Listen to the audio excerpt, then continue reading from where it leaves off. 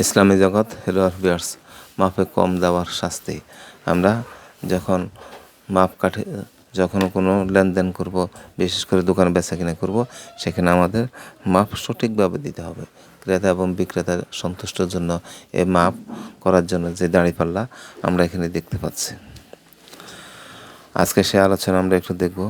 এখানে বলা হচ্ছে মাপে কম দেওয়ার সম্পর্কে বিভিন্ন হাদিসে রেয়াতগুলো আমরা এখান থেকে জেনে নেব। ওয়াইলুল লিল মুত্তাফিকিন, দুর্ভোগ তাদের জন্য যারা মাপে কম দেয়।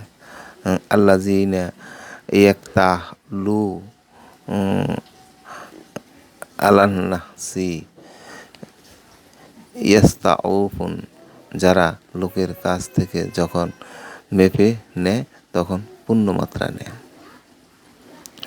ওয়া কালহুম আও ওয়াহদাহুম ইগফিরুদ, অর্থাৎ যখন লোকদেরকে মেপে বা ওজন করে দাও তখন কম দেয়।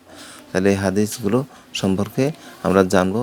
কম দেওয়া সম্পর্কে যে আয়াতগুলো আসছে কোরআন এবং হাদিস মোতাবেক আমরা এই ধরনের কাজ আর করব না। আয়াতগুলো থেকে যে শিক্ষা নির্দেশনা আমরা পাই, বেচা কেনার ক্ষেত্রে ওজনের কম দেওয়া হারাম, মূল্য গ্রহণের ক্ষেত্রে প্রতারণার আশ্রয় নিয়ে বেশি মূল্য নেওয়া হারাম, ইচ্ছাকৃত এইরকম কম বেশি করা, তাও যে পরিমাণ হোক, যতই কম হোক, অত্যন্ত গহিত পাপ।